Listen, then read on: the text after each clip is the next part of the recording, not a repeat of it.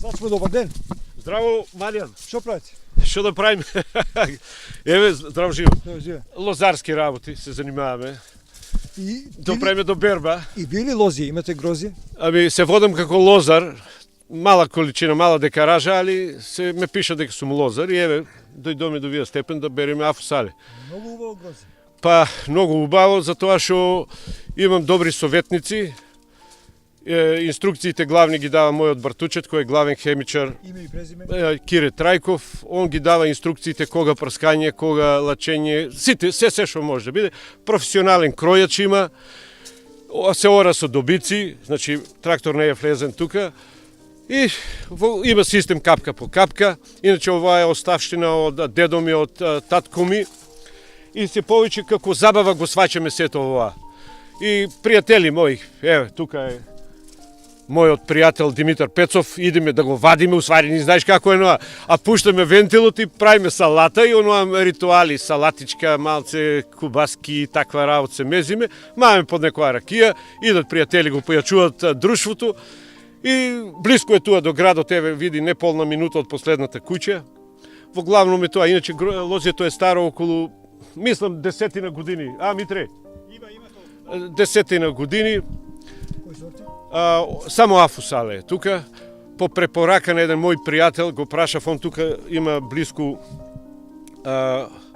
исто афусале. Сите го знаат, тоа е газдата на Минекс, Перито, Трајков. И го прашав дали може на овоа подрачје да се саде афусале. Он вика да, тоа е измислено, вика за афусале. Ево го садиме и има одлични резултати. Мада ваа година е многу лоша. Јас се водам од тоа што тука минат по крај патот сите стари лозари и кажуваат дека годината е таква, во времето на цветањето не се оплодило како што треба, али еви во такви околности ова кај мене афусалето роди една така скромна количина. Имам сигурни купци, мислам му го давам ним. И Која цена ќе ја постигнеш? па 25 тука од лозјето. Ова е бисер афусали. Ова е сорта афусале Реджина. Тоа ми го кажа луѓе стручњаци, дека и дури ги рекоа, вика ти Сашо се благодариш од оваа сорта. И ја го работам со задоволство. Освари го работат сите оние што се надлежни за својата струка. Ја идам, вадам, подкаршувам такви работи, блиску ми е од дома и Нема воопшто болест на ниеден гроз. па во главном има нешто, али тоа е скроз малку. И го прскаш сам? па ланската година 7 пати, а оваа година 5 пати. Значи, оваа година немаше болести. Ова се зборови што ми пренесува стручникот, мојот гуру за лозови насади, мојот бартучет. И во главном он ги одредува кои препарати за кои болести, во кое време. Он до дата, до сатница се однадува.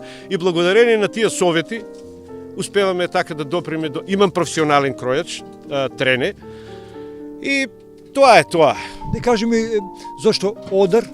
Многу ретко се наоѓа одар. Ова е чиста моја желба и ја не сум стручњак за правење на одер, но човек кога има ентузијазам и во оваа бранша направиме нешто, успеаме. Ова е моје дело, самоук. Како колци, сето тоа не е постручно правено, али ете така изгледа симпатично и добро. Оние што поминуваат ододе велат одерот на сачма е многу добар оваа година. Па да ти кажам право и може би и после тие некои слики на Фејсбук кога го видоа тука со професорот Пецов сликани и имаше и доста луѓе што се заинтересираа како тоа толку убаво, толку жато.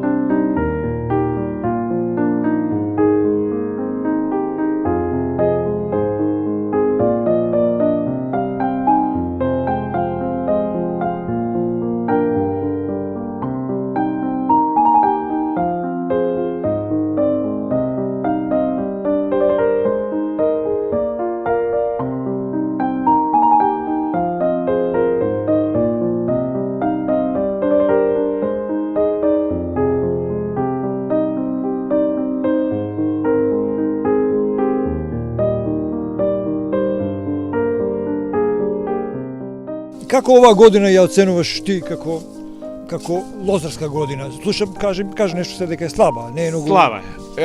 Јас повторно ќе ги повторам зборовите на стари и помошни лозари, дека ваа година е сегден така. Ја му се жалам дека отполу повеќе го нема грозјето, они вика, бране, тоа е работа, вика, сегден е така. Има лозија кај што не се влева, вика, уопште. Али тоа е човекот, земјоделецот се боре. Што да прави земјоделецот во таква состојба кога 60% од родот го нема? Како ќе преживее? Тоа е природа веќе. Значи во фазата на цветењето се јавило такви мразеви, сланали, не знам како да кажам, и не се оплоди како што треба. А иначе, ако ме праша за лозарската политика у нашиот град и у Македонија, е катастрофална. Катастрофална. Ти знаеш дека ја и повеќе пати имам и на некои си медиуми, така контактни, отворено имам зборувано, а критикувам лозарската политика у Кавадарци и Македонија. И мислам дека лозарот е извисен, дека лозарот е незгрижен, еве поминаа толку влади и се е на терет на лозарот. А главниот чар го имат олигарсите, оние што ги имат винарските визби, и тука нема помош со субвенции, треба да се плати главнината, односно грозјето. Да, исто така лозарите се оставени на цедило од оноа здружение што треба да ги штити, пред се мислам на досегашниот лидер на Агротиквешија. Мислам дека така не се штитат лозарите. Треба да биде издвоена лозарската политика од државната политика и локалната политика, и треба пред се да бидат лозарите обединети. Кога ќе бидат обединети, е вака малце една социјално-утопистичка идеја, например да се формира една партија лозарска, замисли, во Тиквишијата, па на секои избори ќе победува таа партија. Него напротив, тие се поделени во различни други политички партии, се разединети, немаат концепција, немаат правец кај што треба да делуваат, и затоа се страдањата со децении на лозарите. Добар лозар си, веројатно. Меѓутоа, добар винар ли си? Не, вино не произведувам, али имам една од најдобрите квалитетни ракии, затоа што од квалитетно Афусале правам безпрекорна бела ракија и у последно време никако не ја продавам. Повеќе ја давам на пријатели. Еве, например, кога одам во Скопје кај лекари оваму таму, и му давам стара ракија од буре од околу 20 и кусор години, али они ја бендисуваат исклучиво оваа бела, без никакви примеси, боја, деланки или такви работи. И они, сега и една приказка да кажам, неколку лекари запознав преку кошаркарот Тодор Гечевски, што ми испаднаа во сусрет, и јас обично секој кавдарчанец како дава здравоживо ракија, дава што ќе даде друго. И му давам две врсти, една стара 23-4 години ракија од буре и една му давам 2-3 годишна ракија од Афусалите. Бела, скроз. Ја не можев да замислам порано да пијам бела ракија. Арно, кога варев, од искуство од татко ми, вика, синко, еден казан и вулата да биде игла. И у тие момент кога пробувам од вулата ја ракијата, заклучувам, добар познавач сум на квалитетот на ракијата, фантастично нешто. Во тој момент иде мојот советник, братучето Кире Трајков, му викам, браче, дојди да пробаш, му викам што ракија извади. Кога она пробуе, фантастично е. Става го во сето настана. Сакам да кажам, квалитетна ракија исклучува од квалитетно грозје, со сите пропратни работи, и се знае, еден казан у денот, а не по 3 по 4, тогаш нема квалитетна ракија. Ја не сум некој голем лозар, али имам инструкции, совети примам и мислам дека можам да се пофалам со квалитет. Боли ли глава од твојата ракија?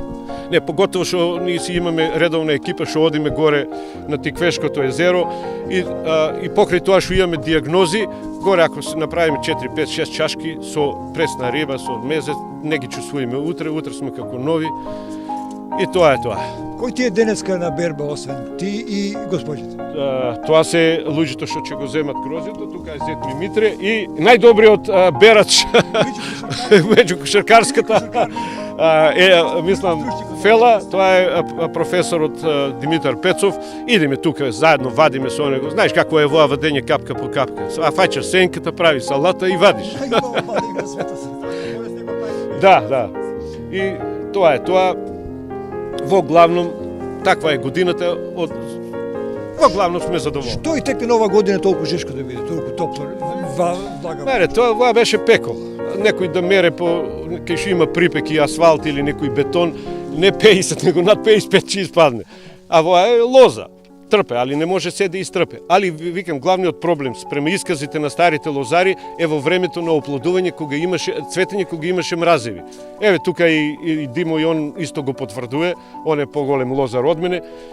Која е причината за слабиот род оваа година може да каже Искасон? Диме, вие името, през името? Диме Бошев. Диме Повели. Причината за лозето годинава е многу измрзување од мразот. Дори има последици има и оплодувањето, не е добро оплодено. Тоа е. Бербата е намалена негде на околу 70%. Точно, 60 до 70%. Нема лозето, сите лозе и астовски и винските немаат род.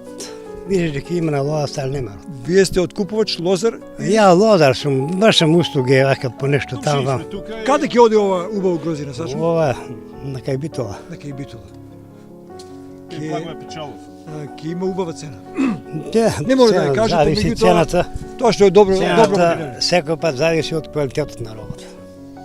Кажи ми друго, се бара ли тиквешкото грозие во другите градови? Се бара, али кога го нема, тешко е. Кога го нема, Сега тешко е. слушам во некои откупни пунктови парите ги дават или одма или за една недела. Се смени и времињето. Нема грози. Нема грози за џабе и пари да дадат кога нема количина, што не покриват 300-400 кила по декар. Не покриват. За оваа откупна политика што е во Македонија во тиквишијата, имате ли коментар? Коментар за откупна политика, луѓето се изневерени, че му го даде гројство после 3-4 години, парти ги зема. Тоа не чини. Си земал роба. Најкасно до 6, 7, 10 дена треба да се земат пари. От и секој зависи од парата. Треба да се земе џубрива, препрати се платат, други трошкови има. И да спрема тоа треба да се поводи некоја политика да биде земјоделецот Се у правец на земјоделец. се вика да биде у најскоро време исплатено, роба да биде исплатена, а не години 2 и 3.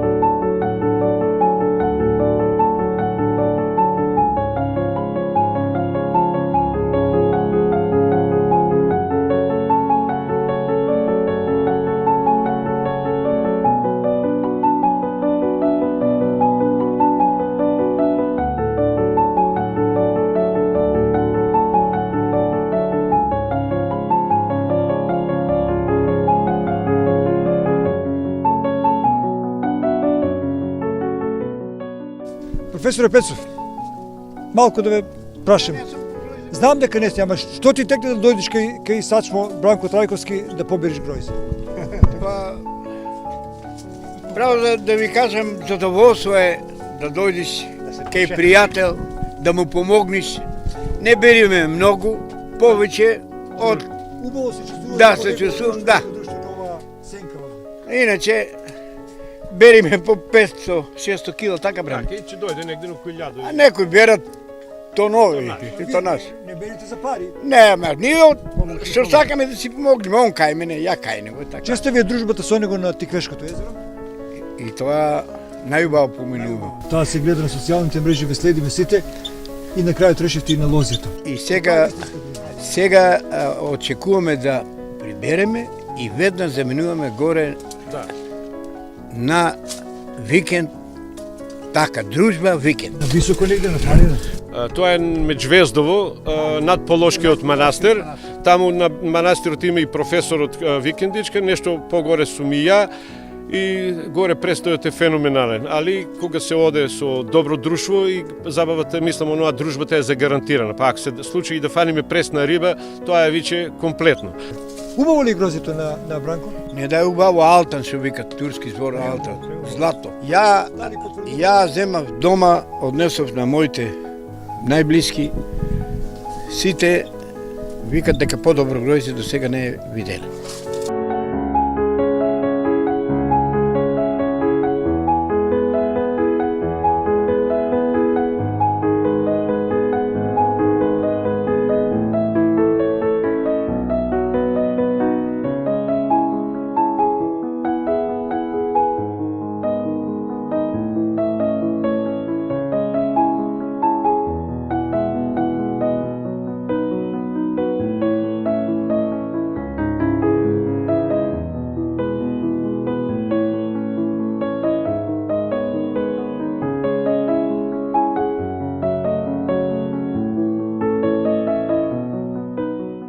Еве се менјат влади, се менјат министри за земјоделство, да се насочи акцентот кон лозарот. Оти мене ме интересира, кавадарци се знае, главен бренд е грозјето.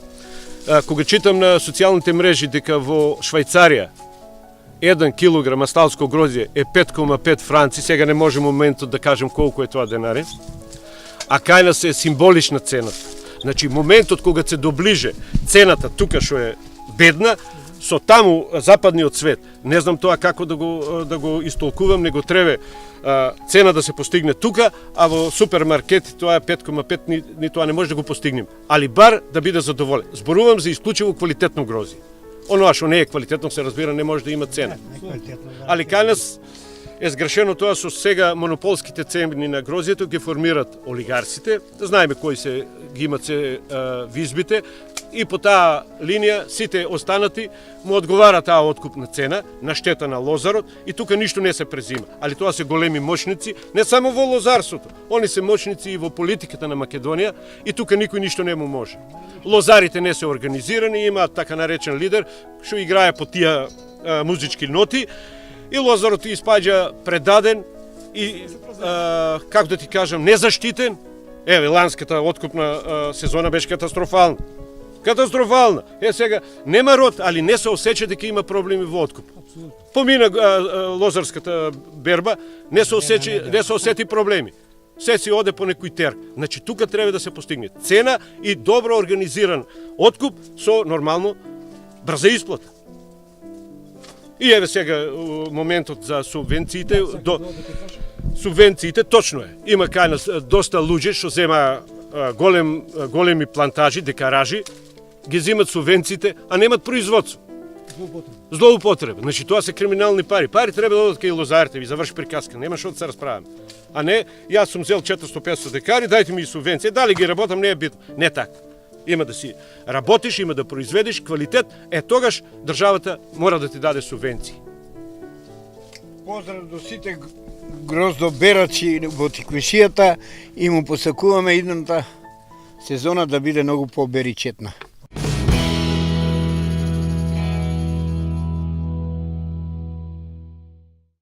Шест месеци сме во владата. Она што сакам да ви го кажам.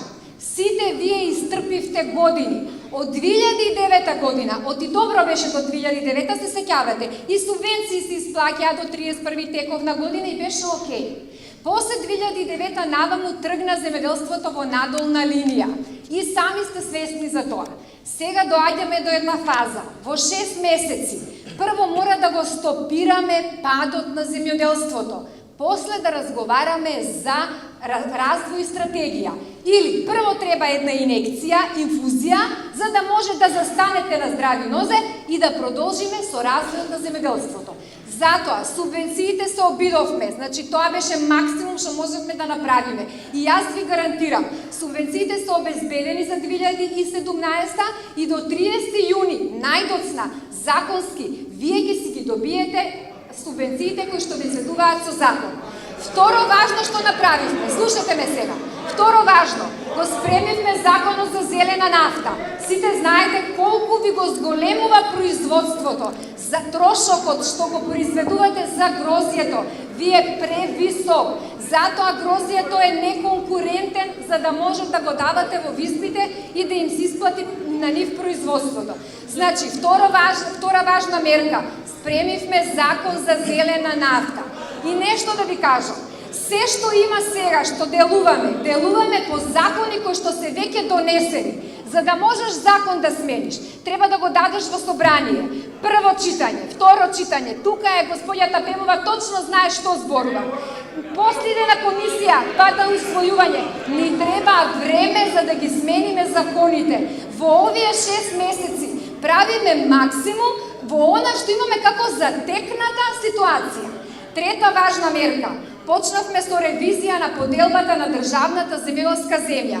И сами знаете каде е земјата. Тоа беше формулата по која што се злоупотребуваа субвенциите. Но и во тој дел сакаме да ја исправиме состојбата. Одвоивме по 10 милиони евра годишно за инвестиции во наводнување. И сами знаете дека нема производство ако нема системи за наводнување. Но најважно, се бориме да ви ги исплатат винариите парите кои што ви ги должат. Господине, не од оваа година, од 2016 и 15 и 14 ние тогаш не бевме. Ама ако сега се бориме да си ги добиете парите, бидејќи тоа се ваши пари. И така сме рекле. Но тука со мене е директорот на Државниот земјоделски инспекторат. Ви гарантираме сигурност на производството.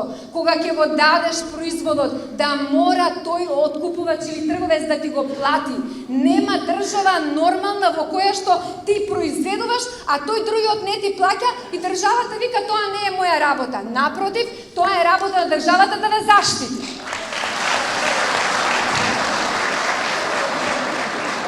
Продолжувам натаму. Во делот на измрзнувањето, јас знам што вие видовте, какви штети протрпевте. Ама знаете ли зошто сте доведени до простијачки стап? Буквално ви требаат и тие 2 денари, затоа што наназад неколку години вие пропаѓате. Земјоделското производство, јас сум агроном по вокација.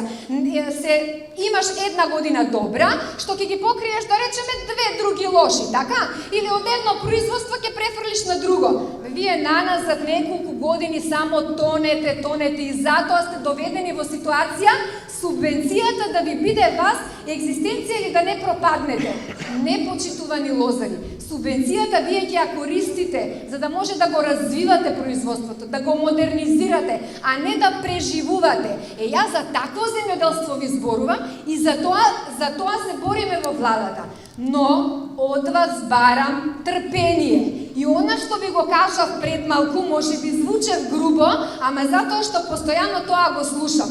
6 месеци и вие ме напаѓате и цела влада за состојба од 2014 и 15 и 16. Па извинете, соучесници, дел од не сите лозари, но и молчењето е соучесништво, така? Значи можевме порано да ја смениме состојбата, за сега да не бидете доведени во ваква ситуација. Но не и се, ги прифаќаме и тие долгови на минатата власт. Се што е ваше, ќе си го добиете затоа што ви следува субвенцијата по закон и никој не ви ја дава, нити премиер, нити министер од джеп, нити директор. Таа ви следува со закон и тие пари вие ќе си ги имате. Но јас ви зборувам да се организираме. Партнерскиот однос, значи земјоделско-лозарско здружение, значи винари, значи влада. Само ние трите тие субјекти можат да доведат до резултат за да би се подобри ситуацијата.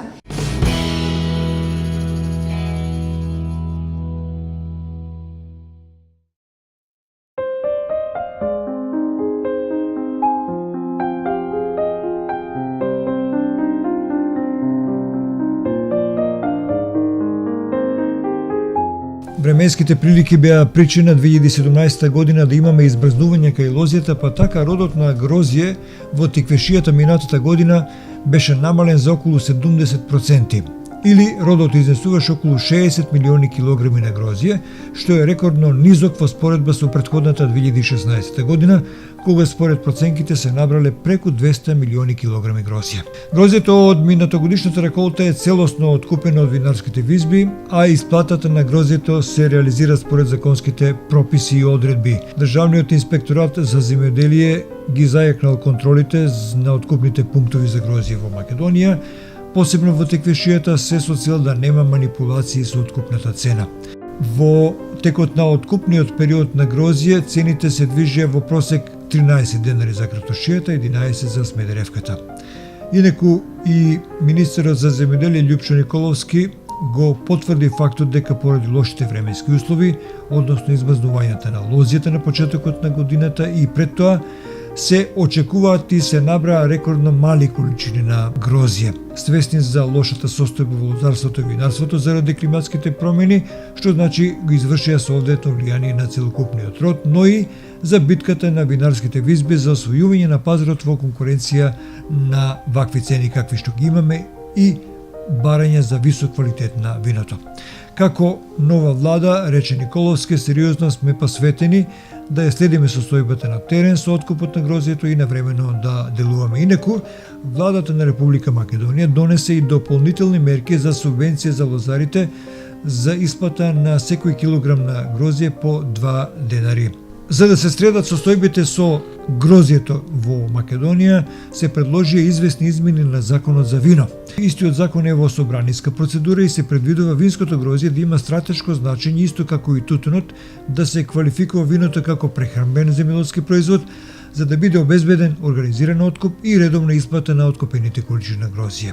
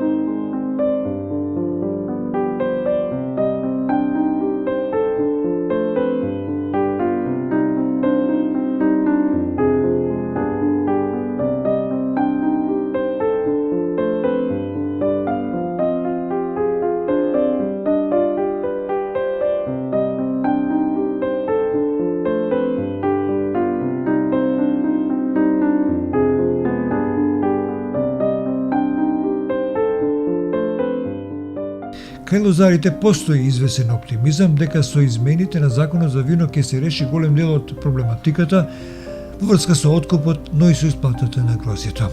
Според сегашниот закон за вино, винското грозје не е дефинирано како земјоделски прехранбен производ од стратешко значење и не е прецизно утврдено планирањето и утврдувањето на производството, прометот и откупот на винското грозје за преработка и производство. Имено пазарот на понуда и побарувачка на винско грозје за производство на вино често се нарушува со појавата на вишок на винско грозје за откуп, неблаговремено објавување на откупни цени, диктирање на ниски откупни цени, неправилности во мерењето на шеќерноста при откупот и навремената исплата на откупени количини на винско грозје.